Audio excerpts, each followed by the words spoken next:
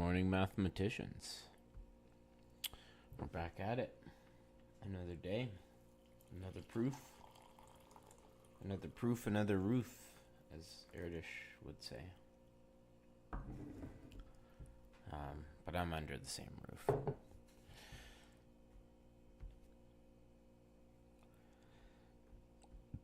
I don't know what we're gonna do today. Proof. Just like every day. Another proof, another roof, as Erdish would say. But what I do know is that I kind of want to just go poke around the LMFDP.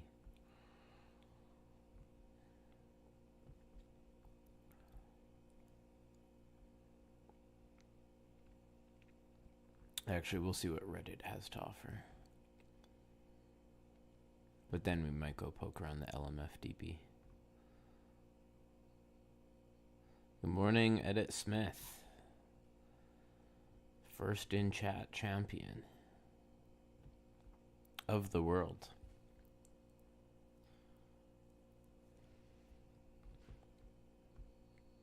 Questioning my pursuit of pure mathematics. Undergrad, taking quite a few pure math courses.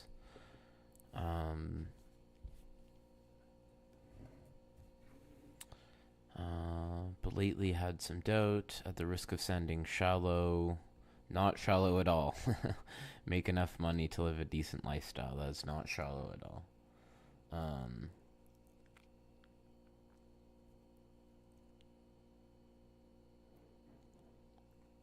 Yeah, that's a fair concern. Welcome to being a math major. Point one. You know you're not good enough compared to your peers. Grades are decent and understand all that's been taught, but some of your friends are already self-studying topics like da-da-da.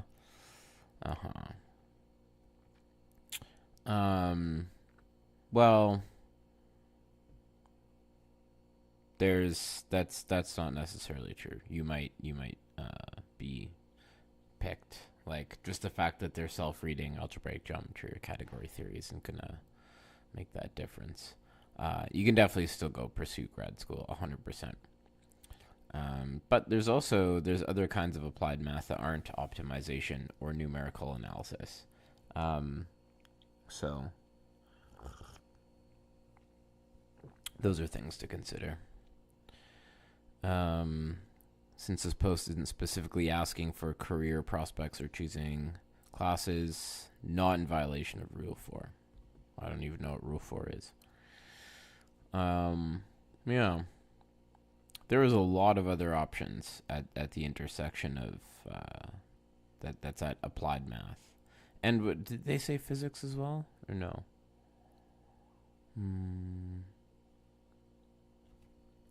Yeah. Ph.D. some field.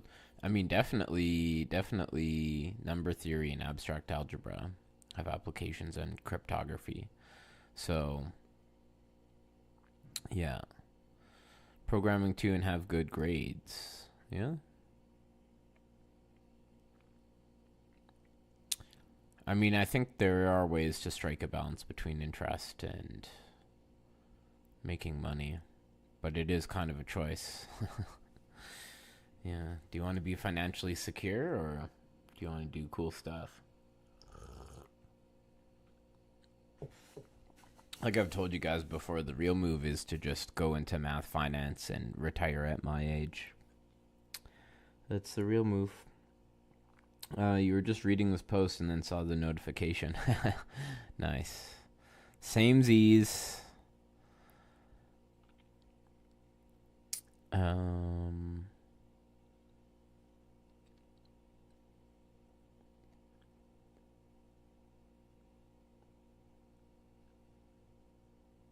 Oh, that's an interesting question.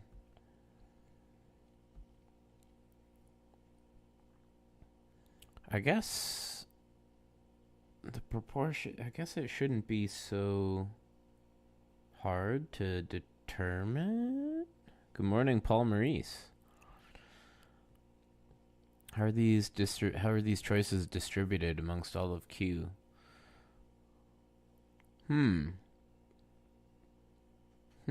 That's interesting.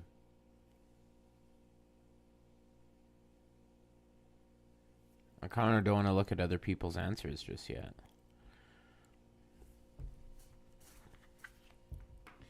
I mean, the way I would do it is see if we could maybe compute the limit.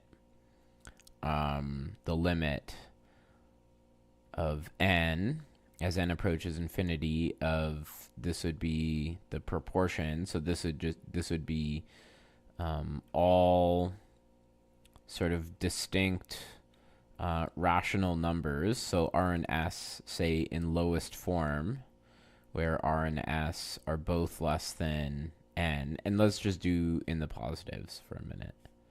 And then here we would have this as being, well, whichever one of our three options, right? So odd, odd, even, odd, or odd, even. And simply compute those distributions, right? So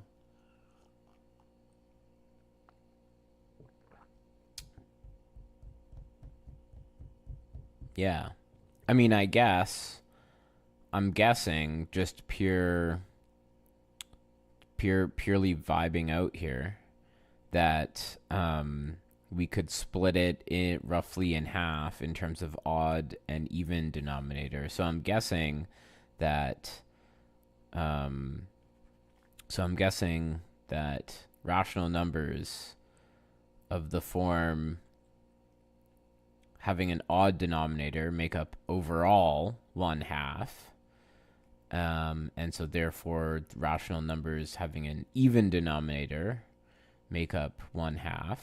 This is bad math. This is not rigorous math. But then each of these individually is a half of a half.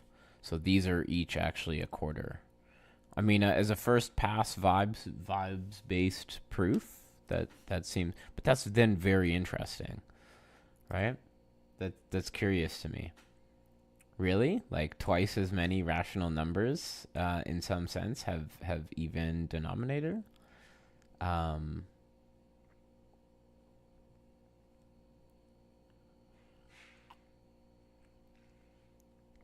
That's curious, right?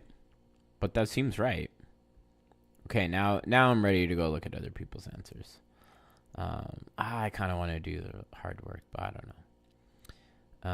There's a natural enumeration. Oh, these are fairy sequences. This has to do with fairy sequences. Okay.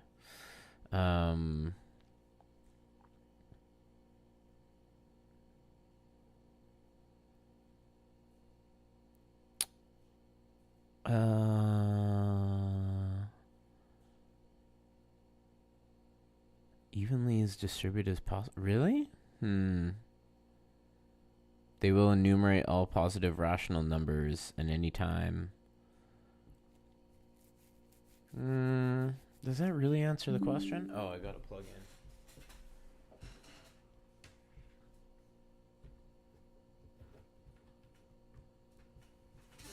Like I would say, hello, wandering traveler. Well, we're thinking about this interesting question someone asked. Maybe, did I misunderstand? Yeah, so they said you have a rational number, and either it has an even numerator or an even denominator, or both will be odd. And the question is, how are these possibilities distributed amongst the rational numbers? And I mean, my vague intuition guessed, hello, Alex, is from Madrid. From Madrid. Wow, greetings. Greetings. ¿Cómo estás?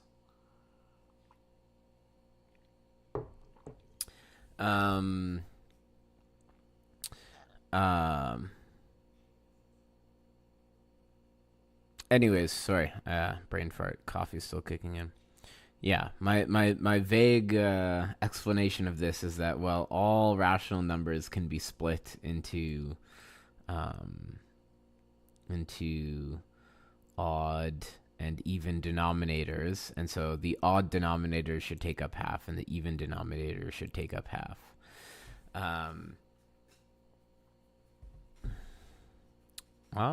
Yo soy bien. Sí. Yo pensar de matemática. Yo penso. Pensar. Pensar. Compute Picard number of algebraic K3 surface. I don't even know what that is. I don't even know what the Picard number is, Paul Maurice. Let me look it up. In fact, I barely even know what a K3 surface is. It's like a, right? I think we looked it up. I think we looked it up before. Well, this is Picard group. What's the Picard number? Yeah, hang on. Let's go back and see what other people say about this mystery here.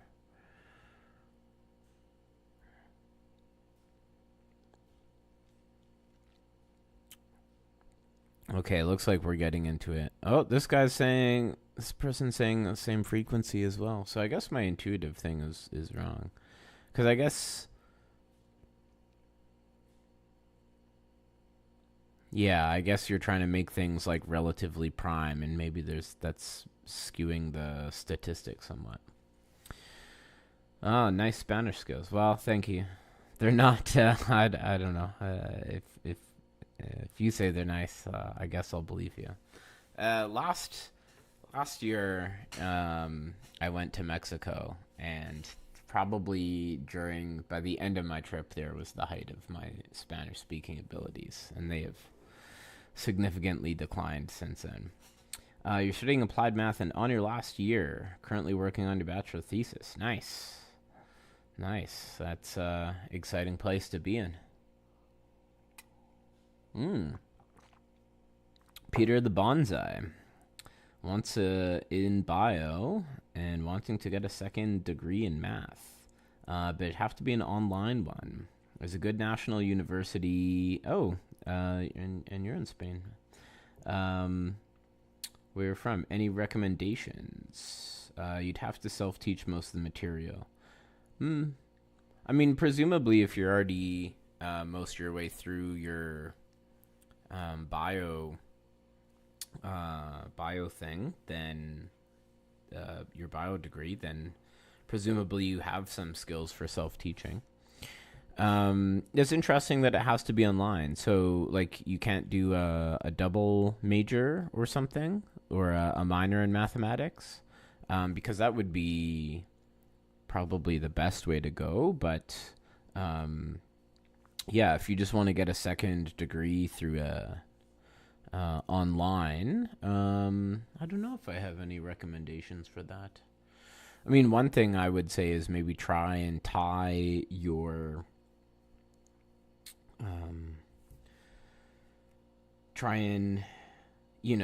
if you can skew things towards things that will combine. I mean, if biology is also still your passion and you suspect that it will remain so, I would try and think of go through avenues that will allow you to connect the biology to the mathematics. So, of course, statistics, just basic statistics. But, okay, there's other more interesting places to where, with like, say, dynamics and dynamical systems, differential equations. There's something once about using hyperbolic. I saw something about hyperbolic geometry.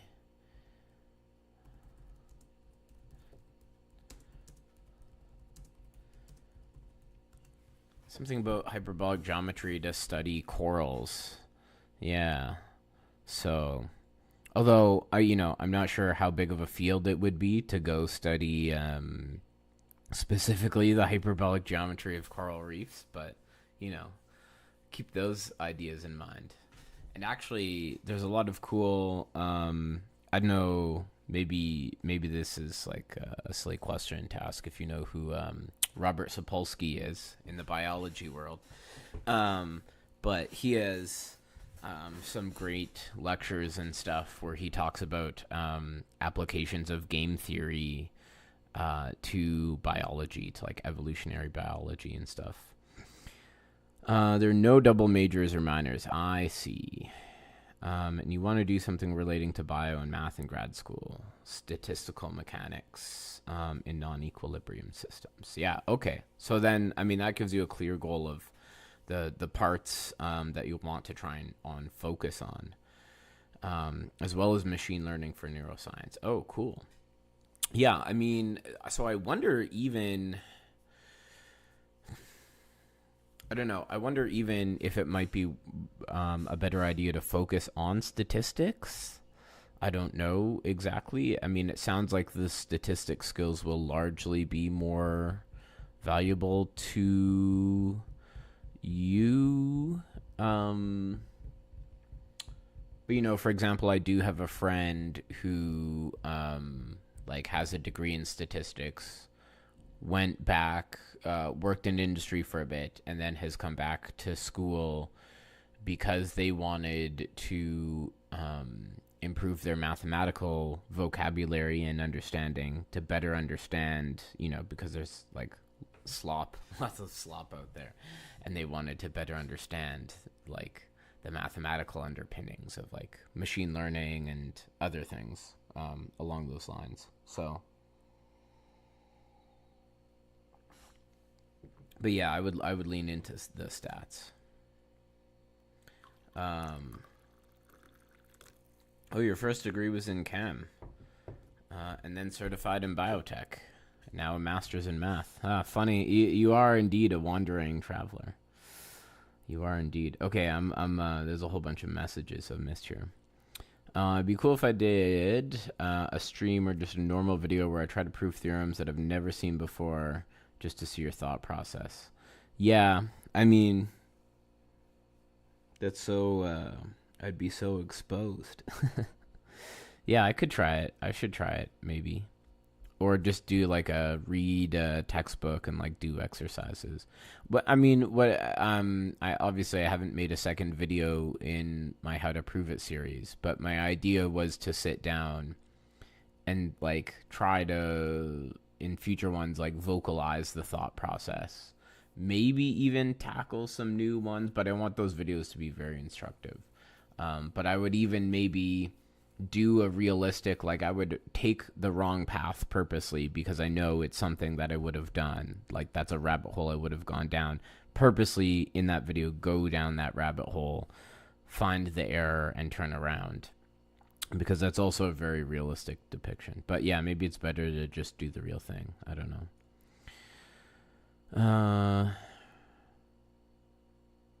Then you have numbers where the denominator is purely even or odd. I don't know. Does that make a difference, though? Hang on. Before I start reading about this K3 stuff again. Let me just see what this guy says.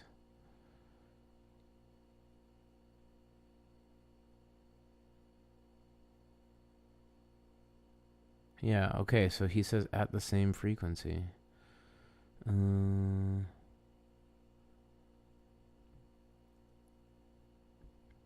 But he said he himself says I can see ways this argument is wrong since we're dealing with infinities. Yeah. I wonder. I kind of want to whip up some Python code or CoCalc code real quick, and just get some basic statistics from the way that I organize things. I wonder. Let's do some basic statistics down here. So hang on, we're gonna do some basic. So let's do. This will be odd, even, odd. And let's take a look. Wait, I can't read my own writing. Oh my god. Okay, so one, I guess one could be any of these, but yeah, does one belong here? I guess it belongs here. So we put 1, 1. Then we could have 1 over 2, and we could have 2 over 1. Okay, so even up to including 2. Okay, now we include 3 in the mix. So I guess we have 1 over 3 and 3. We could also have in here 3 over 2. And then here, yeah, nothing. Now, let's include 4. So, I guess we could have 3 over 4. It's the only new one here. Oh, and 1 over 4 now. And can't 4 over 3 and 4. Yeah, I don't know. It's weird. They look even here, but then at the next step, they're going to look not so even, but then they'll look even again, I'm guessing. I don't know. I'm going to have to think about this. But I think the attempt that this person was making to write things a little more formally, that's what we need to do in order to solve it. K3 services are the one with trivial canonical line bundle. Oh, is that? I didn't know that. I thought there was something. It's like symplectic and Riemannian in a compatible way. So you can compute dimensions of cohomology with Serre duality plus Riemann-Roch or something. You've been reviewing Deline's VE 2 after barely understanding it last year, so need to strengthen your cohomology game. Don't we all? Don't we all? I've been learning about manifolds, not much, from basic definitions up to the notion of tangent space and vector fields and integral curves. Your idea is to approximate integral curves. That sounds cool. That sounds fun. Griffiths and Harris, well, I have that at the office, and I'm not at the office this morning.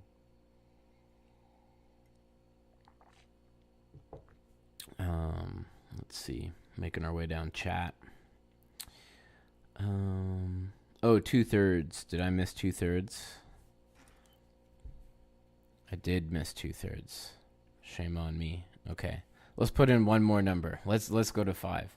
Can we talk about the inverse Galois problem? Absolutely, we can talk about the inverse Galois problem. Let me just do a quick little 1 over 5, 3 over 5, 5 over 3. Yeah, taken over. That one's catching up. 2 over... no, what am I doing? 5 over 2, 5 over 4.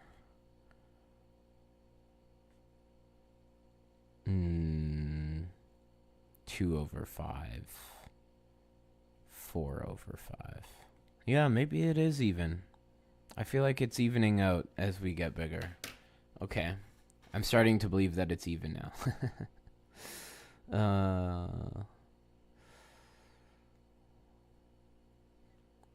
Interest in qubit evolution, which is described through the lens of manifolds on the 2-sphere. Oh, yeah. Although I don't know if... yeah, I mean, that is true. I haven't been able to find much in the literature for numerical methods for Ds and manifolds. No, I mean, Ds and manifolds aren't... I don't know so much about that. But I wonder...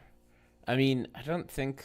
like, for... If you're just trying to think about the way that, qubits work on the 2 manifolds, I don't think you'd need very specialized or very high-powered machinery to do that because it's a very special case. Yeah, but unfortunately, I don't have any references for you. The online university you would attend doesn't have a stats degree offer. But the math degree has a lot of stats options. So that's probably the best thing to do. Load up on the math degree. You'll get a bunch of rigor and proofs and stuff. But then also some great stats knowledge that would be super useful as well. So yeah, I mean, that sounds good. But do I think that you'd miss out a lot on not having teachers? Do most math students usually self-teach anyways? You're choosing online in order to start working. Don't want to depend on your parents for more years. Yeah, so I mean, the thing is, even if the answer was yes, that you would miss out on a lot, it's like there are trade-offs, and for you there's the real world things of like being able to start work and not depending on your parents. And so the difficult thing is like it's a difficult question, because it's like, well, is it personally to your benefit to make such trade-offs? I don't know. Hard to say. For sure you miss out on something, especially because like having teachers, I don't know. I mean, I just enjoy interacting with other people through mathematics. And, for going to grad school and stuff, like it's important to build relationships with teachers. And it's also not just the relationship of teachers that you're missing out on. It's also the like relationship with other students. But you are also building some of those things through your biology degree. So you're not like not in a mathematical context, but you still are building those communities. So and the thing is, you do, especially in mathematics, you do a lot of self study. I mean, your supervisor or whatever helps you, but the idea is, once you get to grad school, is you have learned how to teach yourself stuff, hopefully. So yeah, I don't know. It's hard to advise exactly what you personally should do, but I don't know. To my knowing you in these few through these few comments, that seems like maybe it's the right path. And yeah, I don't know. It's easier now than ever with the internet to build up some sort of sense of community around mathematics if you're not directly in school. Of course, something will still be lost, but yeah.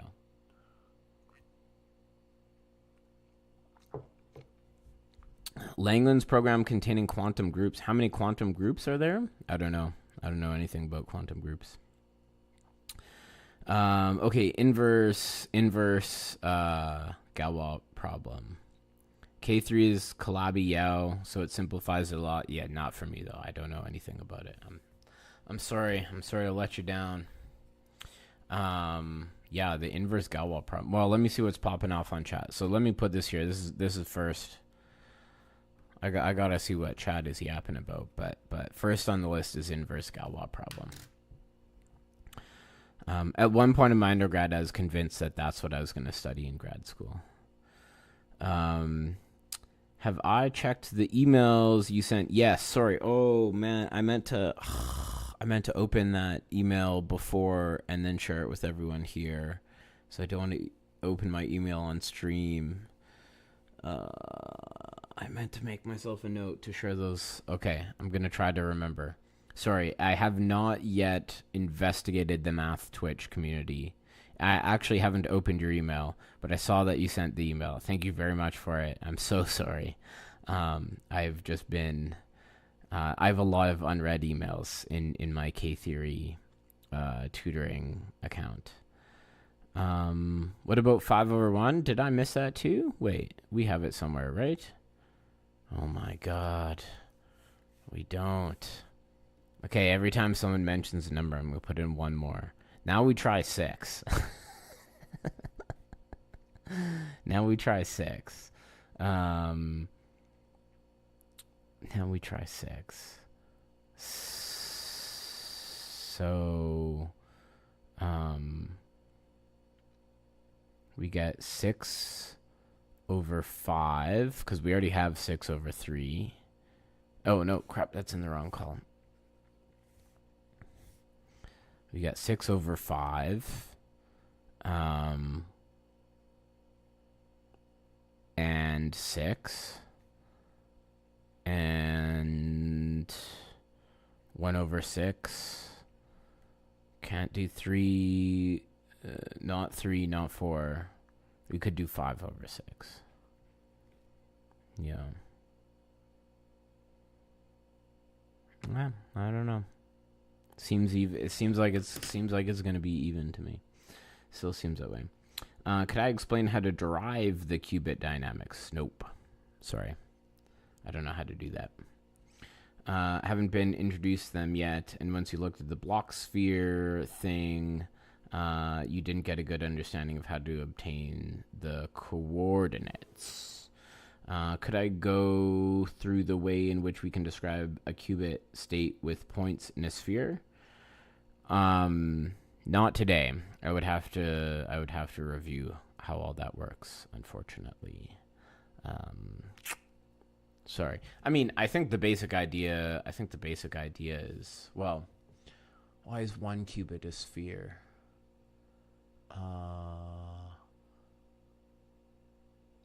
I mean, it should basically be somehow it's like norm 1 complex numbers, probably because of like the Born rule or something, right? Because we need to normalize everything to make it probability 1.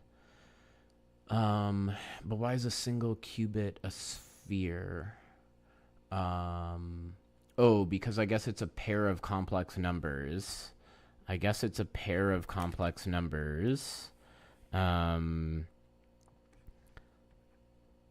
Right? It'll be a pair of complex numbers, subject to the Born. But why square to 1? Is it square or is it their norm? I think we want their norm squared should sum to 1. 7 over 13. I'm not going up to 13.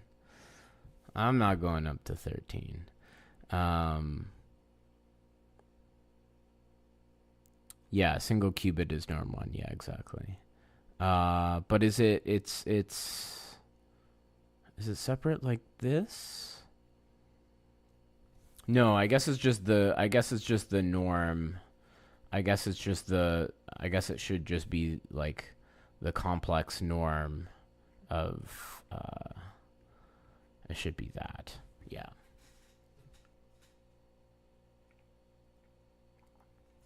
And so basically unpacking this, if alpha. But wait a second. Now I'm getting the wrong dimension, because this would be x squared plus y squared plus z squared plus w squared equals 1, and that's the 3 sphere. Am I crazy?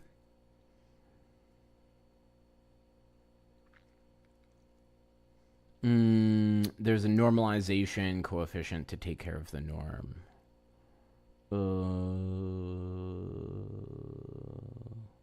Yeah, I don't know. Hello, Messaged.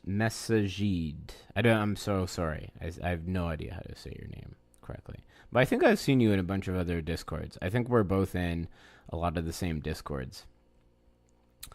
Okay, I need to get back to the inverse Galois problem, though. Someone asked about it.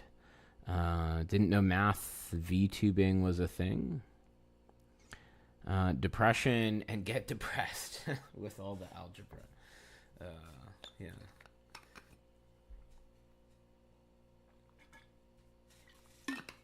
Okay, yeah, this is a fascinating problem. I love inverse problems like this. So the inverse Galois problem asks, given any finite group G, does there exist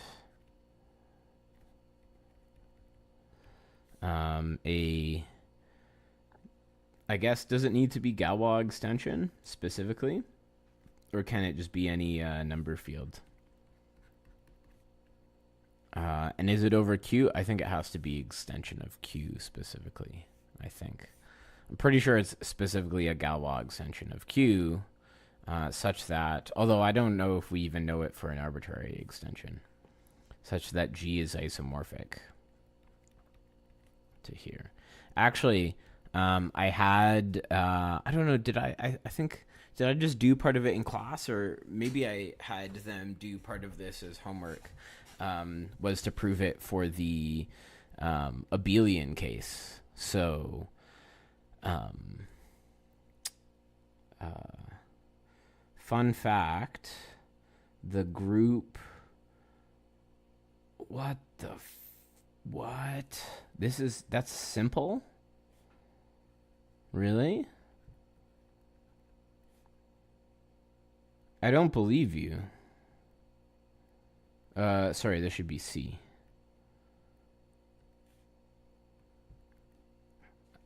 What? This is simple? But I mean, don't we not even know? Don't we not even know like uh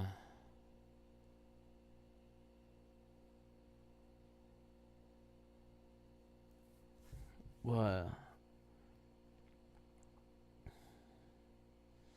How can that be? Because like the automorphisms of the complex numbers like depends on uh Lascar proved it in the 90s.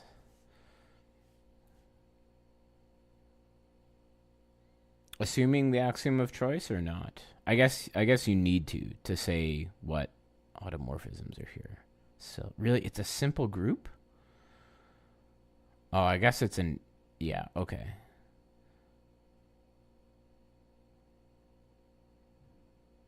I guess that makes sense, right? Because like there shouldn't be a Galois extension between these or something. Um, no, but I mean that can't be the reason because that'd be too easy. Uh, that'd be too easy. Weird. Crazy. What about the fundamental theorem of flows? Yeah, sorry, you're asking the wrong guy. I haven't seen the fundamental theorem of flows since like 2017 when I took a differential geometry course. Could I give my view on how to intuitively prove that smooth vector fields vanish on compact sets are global? Hmm.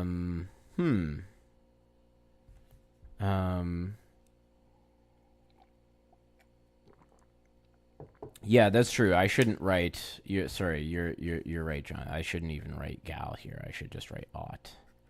Yeah, I mean, definitely. I am thinking. I'm gonna copy paste this. Hey, I just want to copy the message. Why are you doing this to me? YouTube.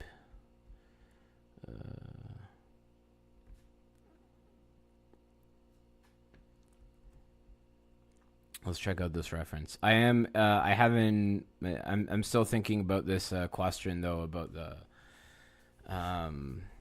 smooth vector fields.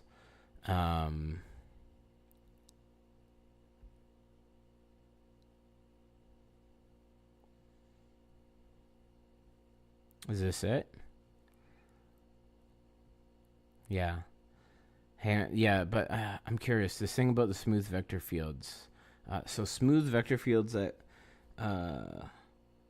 vanish on a compact set or on all compact subsets? Yeah, sorry. What's the actual setup here? So we've got a manifold. I've got a vector field. I've got a vector field, and it vanishes on all compact subsets. Is that the setup? The extension should be Galois. What do you? Huh? This? No, absolutely not.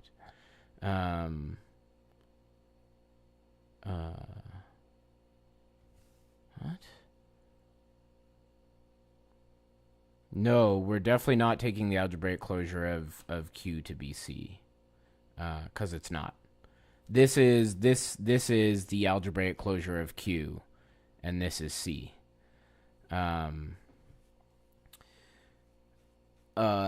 no, C has if you're C over R has two, um, being the identity and complex conjugation, but the automorphism group of C, well, those are the only two that we can write down is the two you just said. But if you believe in the axiom of choice, then there's uncountably many other automorphisms. Yeah. Do we know what Q bar is? I mean, kind of. Well, yes. I mean that you're right. Q bar is literally the algebraic closure. No, but it's not C. Absolutely not. Absolutely not. The algebraic closure of Q is countable. C is not. So they're very, very, very different.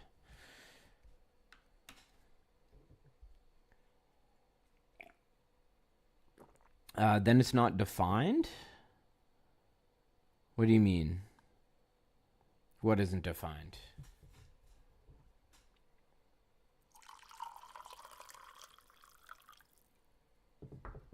It's definitely defined. But I guess, I mean, in some sense, we still don't understand the Galois group of Q bar over Q.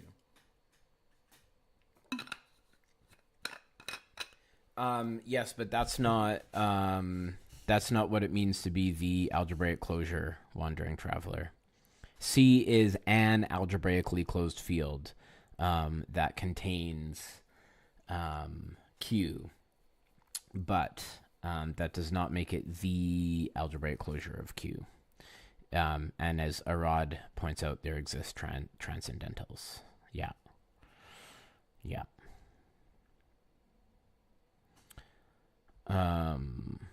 Group of automorphisms. Welcome to Teichmuller theory. Oh, is that where we are now? Is that what we've wandered into?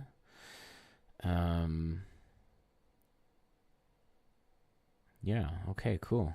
In the short article, we proved the following theorem. The result is already mentioned. Proved with the help of the continuum hypothesis. Wow. Wow. This is awesome. I love this paper already. Don't know how you describe the Galois group. Oh, well, okay. That's a different story. That's a different story. Do you mean you don't know how the Galois group is defined? Or do you mean the fact that, like the biggest problem in mathematics is trying to understand the Galois group? Say M is a smooth manifold. M is a smooth manifold. V is a vector field with compact support. And I wonder, when you say support, do you mean the ordinary support or do you mean the closure? I mean, I guess it's the same if the support's compact. Yeah. Let me write K equals the support. Then the differential equation can be extended backwards and forwards indefinitely. I don't know what you mean by that. Yeah, I'm sorry, I don't know.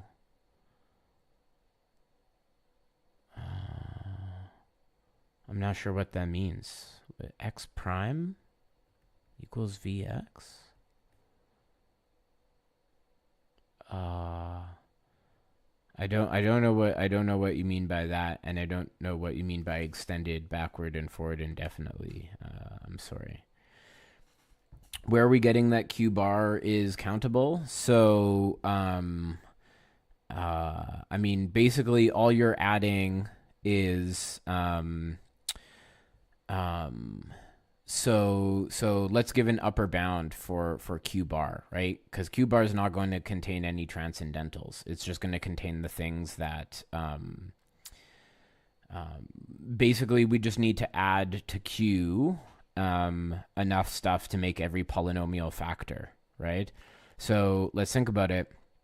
What are we adding? Well, we're adding the roots of, say, every polynomial of degree n,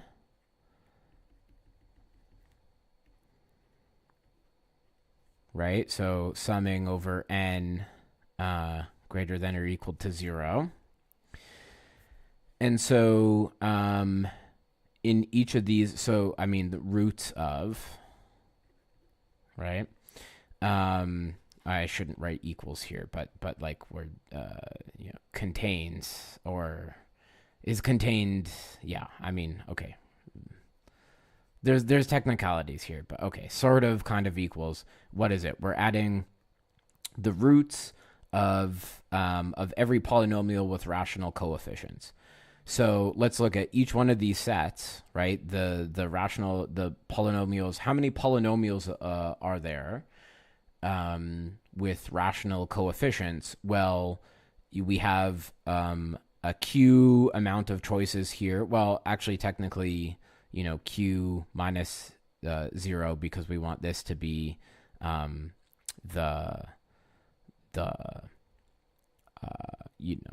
we want the degree n polynomial. We want the because it's degree n, we want this to be non-zero. So it's of the cardinality of the product of q with itself n times, right? But if you take a countable set and you take the product with itself n times, it will still be countable. So then what are we doing? We're taking a countable union of countable sets. And well, we're definitely in the land of where we believe in the axiom of choice right now, at least today, for the purposes of this office hour.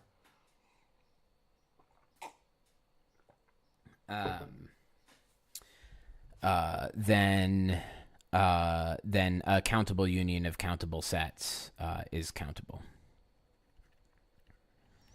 Actually, this was an exercise. I remember this well. This was an exercise in my first real analysis course on homework 1. Yeah. By the way, for people asking about algebraic K3s, how does one compute H0 of the cotangent bundle?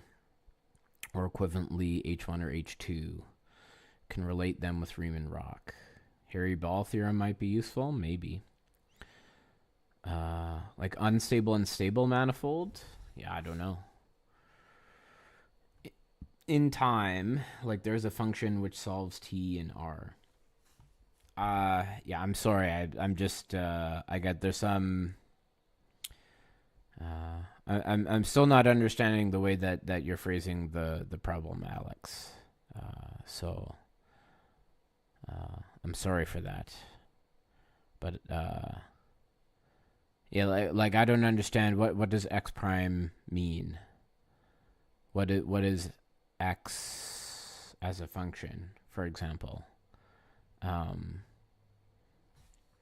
Because on the right side of the equation, like maybe I'm just being dense here, but on the right side of the equation, it seems like x is just a coordinate of the manifold. So I don't know what x prime would mean then.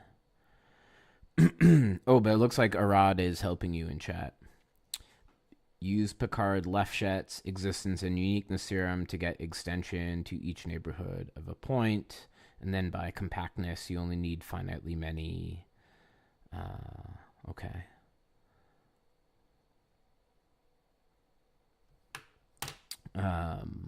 Yeah. Well, I don't know if that helps you. But I can't help you. But Arad's here to save the day. Hello, Arcturus. H naught is 1, obviously, if you say so. H1 or A2 will require some dolbo. I've never said that word out loud, actually. First time. Butchered the name, probably. I think you spelled it right. I definitely butchered it worse, verbally. We know from Rn that local solutions exist, meaning for some open interval containing 0. Picard solves the locality problem, but don't get the details for the extension.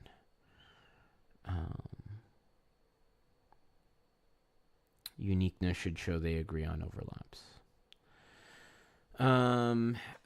Isn't this basically a problem of being able to analytically continue a solution of a problem in some local neighborhood?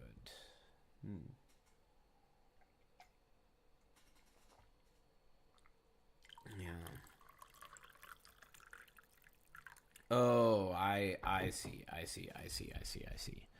Okay, that makes more sense. Sorry. I was just being dense. I was just being kind of dumb. Right. So, x, okay, so x is like a path in our manifold, and we're trying to solve this. Okay, that makes sense. That makes sense. Sorry, I guess I probably should have guessed that from Dolbo. Dolbo. Okay. I see. Okay. Now I'm with you guys. Um, and what are we assuming? We're assuming that the support is compact, right? Um, we're supposing that the support of this is compact, and now we want to extend. What? We're trying to prove that we can always solve this by first solving it locally. Well, Arcturus, I'm glad to hear that you're learning proofs. I'm glad to hear that you're learning proofs. That's good.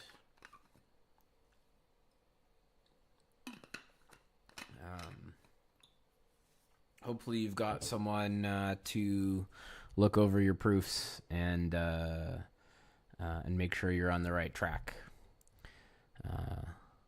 Can't really do it entirely on your own.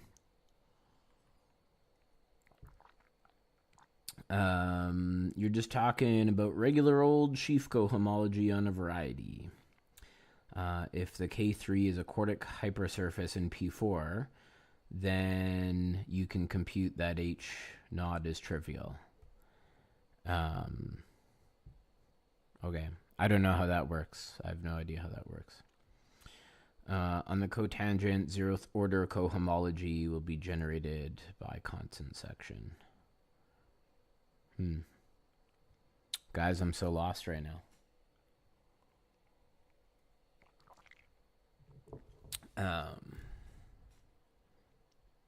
So let's go back to something I can understand. Hope Kristaps doesn't have an awful surname to pronounce when you quote him. Yeah, hopefully. Is there a way to find out what my surname is? Who knows? From what we know, with the initial condition for small dt, there is a unique solution through Picard iteration. But then how to build up a solution for t in R. Yeah, I'm not so sure. I'm not fresh on this kind of differential geometry.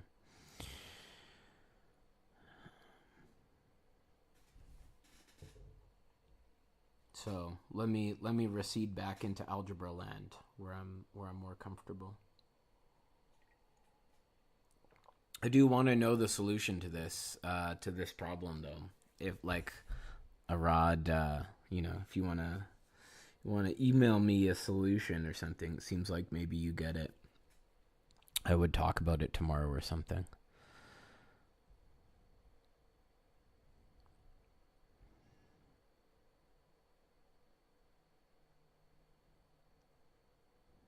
The set of algebraically closed subfields, which are of cardinality strictly less than that.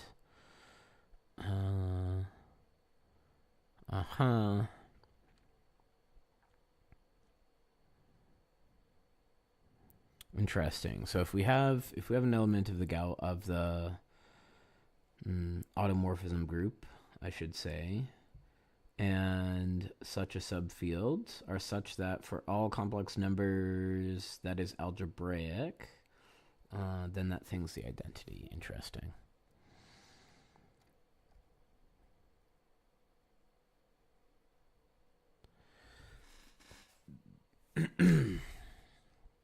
Oh, can I this is just the preview. I have to go log into my university account to get it. But this is sweet. I'm gonna start saving my fun favorite papers. I might even make a short about this. Um, if the solution is defined on that interval, then take a new initial value to get a slightly larger domain. And this terminates by a standard compactness argument. My area is not homotopy theory, correct. But have I seen when they study the arithmetic of things like ring spectra? I have looked up the definition of spectra once before, but I don't know.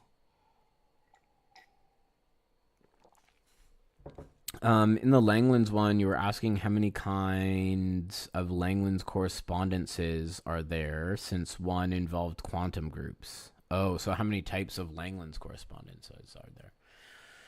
I don't know. There's local Langlands. So technically you have one for all. Well, and then how are they different? Right? Because then you've got technically you have, say, local Langlands means you have a correspondence for every local field. But then those correspondences aren't necessarily different, right? Because there should be relations. There should be a relationship between GE and GF when E is an extension of F. So, I guess technically you say that there's real and p-adic ones, and then that should cover all of them technically, all of the local ones. But then there's also global Langlands. And then, so there's global fields, and there's adelic, and then there's function fields. But then this needs to be compatible with the local Langlands correspondences. So is it really different? I don't know. There's a lot. I don't think there's a, yeah. I don't even know how to definitively say which ones are different, because they're all kind of intertwined. So there's a lot of Langlands correspondences. Yeah.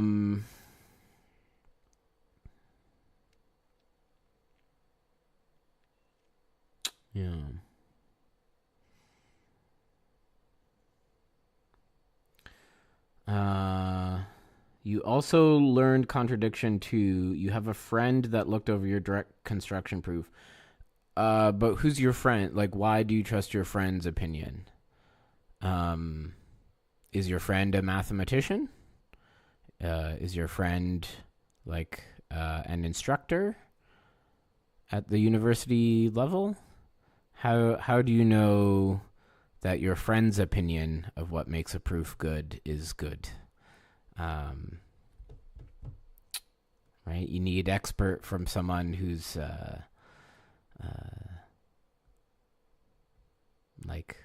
demonstrably knows what they're talking about.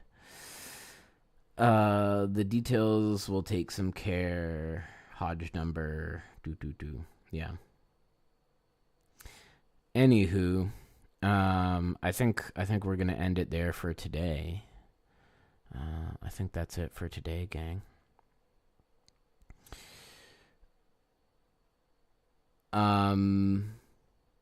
He knows proofs from lots of learning. Well, but how do you know? How do you know he has the expertise? How do you know he has the expertise? I mean, right? This is why we have things like certifications, right? This is why, you need a license to practice medicine, for example, because it offers some sort of form of proof or validation that allows you to be sure someone has had the requisite training.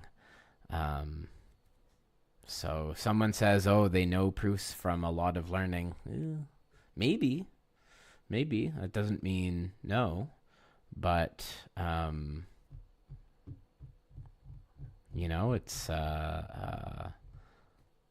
not as solid evidence as someone who, say, has publications in reputable journals, or has a degree in higher education.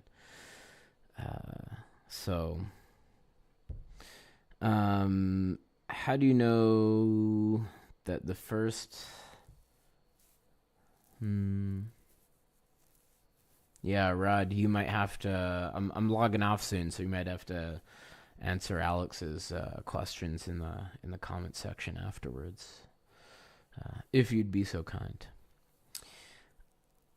Are you assuming that a guy in the street can't do proof by contradiction? No, I mean that's not necessarily true, but I'm just I want to be sure that Arcturus is not being led astray here, and is getting their source, getting valid feedback on their work. I guess you'll email me with more detailed proof later. Yeah, and then maybe I'll discuss it tomorrow. Yeah. Okay, gang. I'm logging off. Time for me to go prove things. Time for you to go prove things. Maybe things about Hodge theory, or things about extending some differential equation on a manifold, or maybe things about automorphisms of the complex numbers. So